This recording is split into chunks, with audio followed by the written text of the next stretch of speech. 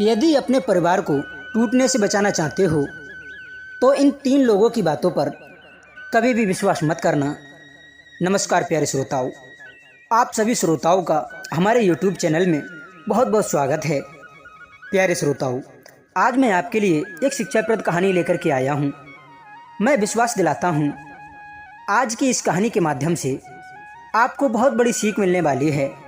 तो आइए श्रोताओं, बिना किसी देरी के इस कहानी को प्रारंभ करते हैं। पुराने ज़माने की बात है। किसी नगर में एक मोहन नाम का बड़ा ही सज्जन लड़का रहा करता था। वो स्वभाव से बहुत ही ज़्यादा दयालु था, परंतु दुर्भाग्यवश वो बेचारा बहुत ज़्यादा गरीब था। वो रुपए पैसे से किसी की मदद तो नहीं कर सकता था, परंतु अपने शरीर से और अपने बल से वो हर किसी की मदद कर दिया करता था। मोहन के माता पिता भी मोहन को बचपन में ही छोड़ करके गुजर गए थे, परंतु उसके लिए घर और खेती लायक कुछ ज़मीन छोड़ गए थे, जिससे वह अपनी खेती को करके गुजर बसर कर लिया करता था। मोहन का अभी विवाह भी नहीं हुआ था और मोहन शादी को करना भी नहीं चाहता था। लेकिन एक दिन की बात है, कुछ ऐसी बात हो गई, ना चाहते हुए भी मोहन के लिए विवाह करना पड़ा। प्यारे श्रोताओं, दरअसल बात ये हुई थी कि मोहन के ही गांव में एक बूढ़ी माँ अपनी बेटी के साथ में रहा करती थी। उसका भी कोई नहीं था और वो बुढ़िया के घर आता जाता था, और कभी कभी तो मोहन उस बुढ़िया की खेती बाड़ी को भी संवार दिया करता था। ऐसा मानो कि एक तरीका से उस बुढ़िया की जीविका भी मोहन ही चलाया करता था। जब कभी बुढ़िया बीमार पड़ जाती तो समय आने पर वो बुढ़िया की सेवा भी किया करता था। समय समय पर वो उसकी दवा का भी प्रबंध किया करता था। एक बार की बात है, वो बूढ़ी माँ बहुत ज़्यादा बीमार हो जाती हैं, तो वो मोहन एक वैद्य को बुला करके लाया, परंतु वैद्य के इलाज करने के बावजूद भी उस बूढ़ी माता के लिए कोई भी राहत नहीं मिली। अब उस बुढ़िया को इस बात का पूरा आभास हो चुका था कि वो अब नहीं बचेगी। उसे अपने मन ही मन में चिंता खाए जा रही थी, भला मेरे मरने के बाद में मेरी बेटी का क्या होगा, भला इसकी शादी के लिए कौन करेगा। उसे ख्याल आया, मैं बिना फालतू में परेशान हो रही हूँ, लड़का तो मेरे सामने ही है। किसी ने मेरी जैसी मंदबुद्धि को देख करके किसी ने ये कहावत कही होगी कि गोद में छोरा और नंगर में ढिंढोरा। यही सोच करके वो बुढ़िया मोहन से कहने लगी कि हे बेटा, तुमने मेरी बहुत ज़्यादा सेवा की है, जिसका उपकार हम कभी भी नहीं चुका सकते हैं। बेटा, अब तो मेरा बचना भी मुश्किल हो चुका है, किसी भी समय मेरी सांसें रुक सकती हैं। हे पुत्र, और ऊपर से तुम्हारे उपकार से मेरे रोम रोम दबे पड़े हैं। हे पुत्र, भला हम तुम्हारे उपकार को कैसे चुका पाएंगे, लेकिन हे पुत्र, तुम मेरे ऊपर एक उपकार और कर दो, जिससे कि मैं चैन से मर सकूं। तब मोहन कहता है कि माता, बताइए मुझे क्या करना होगा, मैं तुम्हारी हर बात को मानने के लिए तैयार हूँ। तब वो बूढ़ी माता कहने लगी कि हे पुत्र, मेरे मरने के बाद तुम मेरी बेटी से विवाह कर लेना। इससे पहले वो बुढ़िया से कुछ कह पाता, तब तक उस बूढ़ी माता के प्राण पखेरु उड़ गए। श्रोताओं, इस प्रकार से मोहन के लिए उस बुढ़िया की लड़की से विवाह करना पड़ा। अब तो मोहन उस लड़की को अपने घर ले आया। अब तो उससे विवाह करके और उसके साथ में रहने लगा, परंतु उस लड़की ने शादी करने से पहले मोहन के सामने एक शर्त रखी थी कि भाई अच्छी तरीक़ा से जानता है कि वो शहर में पढ़ती है। अब वो शहर में जाकर के कुछ काम करेगी तो उस काम पर मोहन उसको रोक नहीं लगाएगा, और इसी के साथ साथ वो मुझसे कभी भी नहीं पूछेगा कि शहर में तुम कौन सा काम करती हो। अब तो वो लड़की सप्ताह में मोहन के साथ एक दिन रहती और बाकी दिन शहर में रह कर के काटती, परंतु मोहन जो था शर्त के मुताबिक उससे कुछ पूछ नहीं पाता था। कुछ दिनों के बाद में गांव के लोग भी मोहन से पूछने लगे कि हे भाई मोहन, आखिर तुम्हारी पत्नी शहर में रह कर के कौन सा काम करती है। प्यारे दर्शक बंधुओं, इधर मोहन के लिए कुछ भी पता नहीं था। वो बेचारा शर्त के मुताबिक कुछ पूछ भी नहीं सकता था। वो गांव वालों से कहता था कि हे भाइयों, हमें कुछ भी पता नहीं है, पता नहीं वो कौन सा कार्य करती है। प्यारे श्रोताओं, अब क्या था, अब तो उसके खिलाफ आवाज़ें उठने लगीं कि इसकी औरत शहर में जाकर के गलत कार्य करती है, इसके चरित्र अच्छे नहीं हैं, वो एक चरित्रहीन स्त्री है। यदि वो शहर में नौकरी करती तो मोहन के लिए अवश्य बताती, लेकिन इसकी औरत तो शहर में जाकर के गलत कार्य करती है, इसका चरित्र अच्छा नहीं है, वो एक चरित्रहीन स्त्री है। यदि वो कोई नौकरी करती तो अपने पति मोहन को जरूर बताती, लेकिन इसे तो उसने पहले ही अपने वचनों के बंधन में बांध लिया है। अब तो धीरे धीरे करके ये बात पूरे गांव में फैल गई। अब तो मोहन को देखते ही लोग उसके सामने उल्टी सीधी बातें करने लगते थे। कोई तो कहता कि तुम उससे पूछ क्यों नहीं लेते, या फिर उसके साथ में जाकर के तुम स्वयं क्यों नहीं देख लेते कि आखिर तुम्हारी पत्नी शहर में जाकर के करती क्या है। श्रोताओं, अब तो इस प्रकार से वो मोहन गांव वालों की इन बातों को सुन सुनकर तंग आ चुका था। उसे भी अब पूरी तरीक़ा से लगने लगा था कि ये सभी लोग बिल्कुल सच बोल रहे हैं, वो ज़रूर कोई गलत कार्य कर रही है, इसीलिए उसने मुझे अपने वचनों में बांध लिया है। मुझे तो पहले ही स्त्रियों से नफरत थी, इसीलिए मैं शादी करना नहीं चाहता था, परंतु मरते मरते बुढ़िया मेरे ही गले में मौत का फंदा डाल गई। अब तो ऐसी हालत हो गई है मेरी, ना तो जीना बनता है और ना ही मरना बनता है। अब तो उसके मन में तरह तरह के गलत विचार उठने लगे। वो सोचने लगा, भला अब जीने में क्या रखा है, अब तो मेरे लिए आत्महत्या कर लेना चाहिए। यही विचार करके वो एक नदी के किनारे गया और उसने उस नदी में जाकर के छलांग लगा दी। संयोगवश एक महात्मा जी उसी नदी में स्नान कर रहे थे। वो बहुत अच्छी तरीक़ा से तैरना भी जानते थे। महात्मा जी ने देखा कि ये लड़का तो आत्महत्या करने के लिए नदी में कूद पड़ा है और ये डूब रहा है। महात्मा जी तैर करके गए और उस मोहन को बचा लिया और मोहन को किनारे पर लाकर आराम से बिठा दिया। तब मोहन कहने लगा महात्मा जी से, हे महात्मा जी, आपने भला मेरे लिए बचाया क्यों?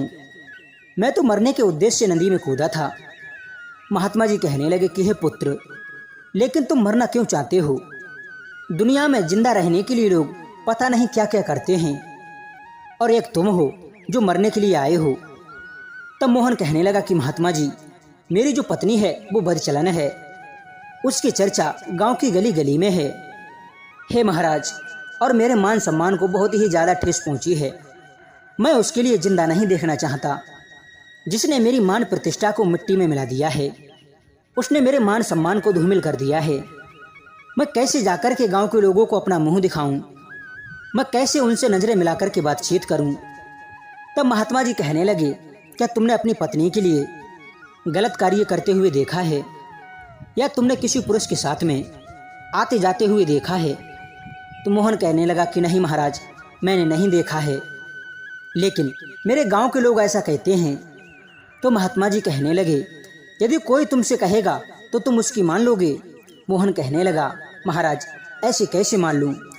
तो महाराज जी कहने लगे, कल के लिए कोई कह दे कि तुम्हारी आंख फूट गई तो क्या तुम मान लोगे? मोहन कहने लगा कि मैं ऐसे कैसे मान लूँगा? महात्मा जी कहने लगे कि पुत्र, ठीक यही बात तुम्हारी पत्नी के साथ भी हो रही है। यदि तुम्हारे लिए शक है तो तुम्हें उसका पता लगाना चाहिए। तुम्हें उसके हर कार्य पर नज़र रखने की आज़ादी है। उसके लिए तुम किसी भी बंधन में नहीं बंधे हो। एक पति का कर्तव्य है कि अपनी पत्नी की छोटी सी छोटी बात की जानकारी रखे, उसके भले और बुरे का ख्याल रखे। हवा में सुनी हुई बातों पर विश्वास करने वाले लोग हमेशा कान के कच्चे होते हैं। ऐसे लोग अच्छे दोस्त या फिर पत्नी के लिए खो देते हैं। आप चाहे कितने भी अच्छे इंसान हों, फिर भी आप किसी न किसी की नज़रों में बुरे अवश्य होंगे, क्योंकि लोग हमेशा अपने स्वार्थ के मारे किसी के बारे में कुछ भी सोच सकते हैं। और रही बात तुम्हारे मान और सम्मान की, तो उसके विषय में मैं आज तुम्हारे लिए समझाता हूँ। तब महात्मा जी ने मोहन को समझाते हुए 1 रुपये अपनी झोली से निकाला और वो मिट्टी में फेंक दिया।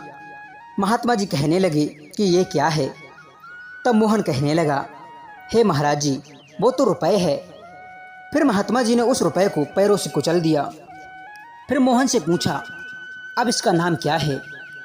तो मोहन कहने लगा कि हे महात्मा जी, आखिर है तो रुपया ही, चाहे उसके लिए मिट्टी में मिला दो, चाहे वो पानी में बहा दो, वो रुपया की रुपया ही रहेगा। महात्मा जी कहने लगे कि एक नेक दिल इंसान इस रुपए की तरह होता है, उसकी निंदा कोई भी कर दे या फिर गरीब हो जाए या फिर भूखा प्यासा रह जाए या फिर फटे पुराने वस्त्र पहने हो, फिर भी उसके मान और सम्मान में कोई फर्क नहीं पड़ने वाला। रही बात तुम्हारी पत्नी की चाल चलन होने की, तो चलो अभी शहर चलते हैं और दूध का दूध और पानी का पानी अभी कर देते हैं। तब मोहन महात्मा जी के साथ में शहर में गया। उसे पता ही नहीं था कि उसकी पत्नी कहाँ पर रहती है और वो क्या काम करती है। उसने सुन रखा था कि वो गलत कार्य करती है। तो महात्मा जी मोहन को लेकर के एक बूढ़े वैद्य के पास में गए और कहा कि हे वैद्य जी, आप पूरे शहर की खबर रखते हैं और इस मान अभाव की और इस मोहन की पत्नी शहर में रहती है, परंतु इसको अपनी पत्नी के बारे में कुछ भी नहीं पता कि वो कहाँ पर रहती है और वो क्या करती है। वो कहने लगी कि मेरे पास में 100 लड़कियाँ काम करती हैं, जिसमें 4 बेहताबी हैं। तुम उन 4 में से तलाशो, यदि उनमें से नहीं मिलती हैं तो मैं बाकी 100 लड़कियों को तलाशी का काम दूंगा। संयोग बस उसकी पत्नी उन्हीं 4 में से एक निकली। वो अपने पति को वहाँ पर देखकर बड़ी ही हैरान हुई। तो महात्मा जी कहने लगे उससे कि हे पुत्र, हम संयोग बस यहाँ पर आ गए, नहीं तो तुम्हारी मूर्खता के कारण ये नदी में जान देने के लिए जा रहे थे। तुम्हारे गांव के लोगों ने, महात्मा जी कहने लगे उसकी पत्नी से कि देखो, तुम्हारे गांव के लोगों ने तुम्हारे लिए गलत समझ रखा है और तुमने भी अपने पति के लिए नहीं बताया था कि तुम क्या कर रही हो।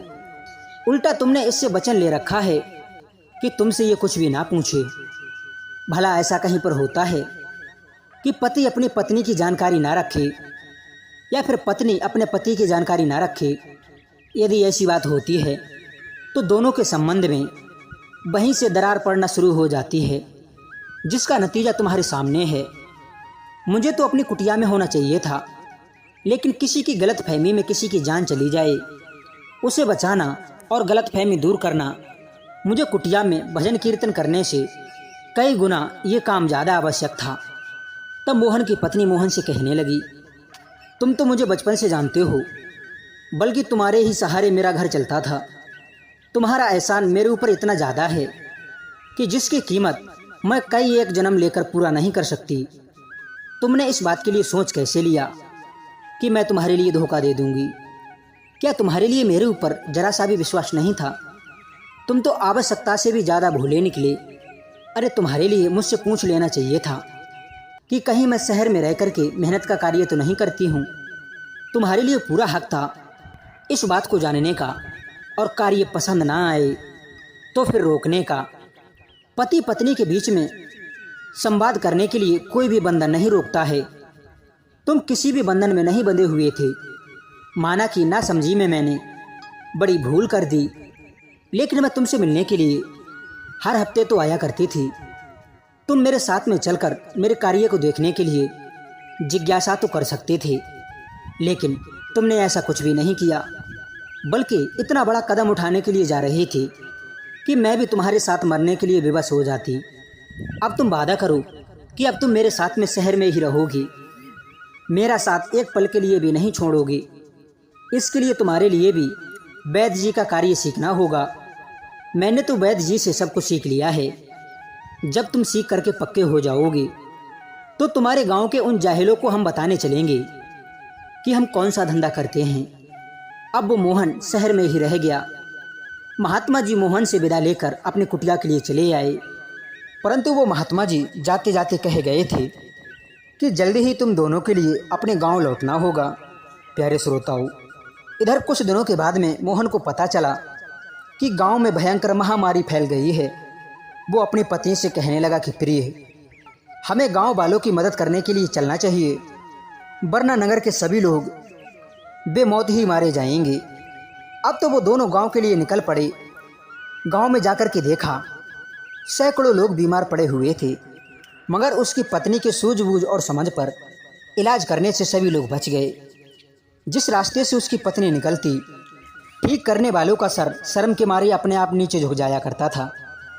उनको अपने आप पर शर्म आती थी कि जिसको हम बदचलन कहते थे वो वास्तविक में एक बहुत बड़ी वैद्य है, जो उसने डॉक्टर बनकर के पूरे गांव की जान बचाई है। जब मोहन अपनी पत्नी के साथ शहर के लिए लौटने लगा तो गांव वाले उसके रास्ते में आकर खड़े हो गए और कहने लगे कि अब हम तुम्हारे लिए शहर में नहीं जाने देंगे, तुम गांव में ही रहो और गांव वालों की जिंदगी बचाने का कार्य करो। यदि तुम हमारी बातों को ठुकरा करके चले गए तो हम समझ लेंगे कि हमारी बहू ने हमारी गलत माफियों को क्षमा नहीं किया है। मोहन की पत्नी अपने पति से कहने लगी, हमें इन्हें निराश करके, इनका दिल तोड़ करके शहर को नहीं जाना चाहिए। आखिर यही तो हमारे अपने हैं, यही हमारे चाचा चाची, दादी दादा, ताई ताऊ और भाई बंधु हैं। इस प्रकार से मोहन और मोहन की पत्नी ने अपने गांव में ही एक वैधशाला का निर्माण कर लिया और आदर के साथ में महात्मा जी को बुलाकर उनका आशीर्वाद लेकर वो दोनों समाज की सेवा में लग गए। प्यारे श्रोताओं, बिना सोचे विचारे किसी भी कार्य के लिए नहीं करना चाहिए, क्योंकि हमारी इसी प्रकार की लापरवाही का फायदा उठा करके बुरे लोग हमारे परिवार को तोड़ने का कार्य करते हैं। इसलिए प्यारे श्रोताओं, इस कहानी से सीख लेते हुए हमें पूरी सावधानी के साथ में सोच विचार करके तभी हमारे लिए निर्णय लेना चाहिए। प्यारे श्रोताओं, यदि ये वीडियो आपको पसंद आई हो तो वीडियो को लाइक कर देना, चैनल को भी सब्सक्राइब करने की कृपा कर देना। आज की वीडियो यहीं पर समाप्त होती है। हम मिलते हैं ऐसी ही ज्ञान चर्चा के साथ नेक्स्ट वीडियो में। आप सभी श्रोताओं को बहुत बहुत धन्यवाद। जय श्री कृष्ण, राधे राधे।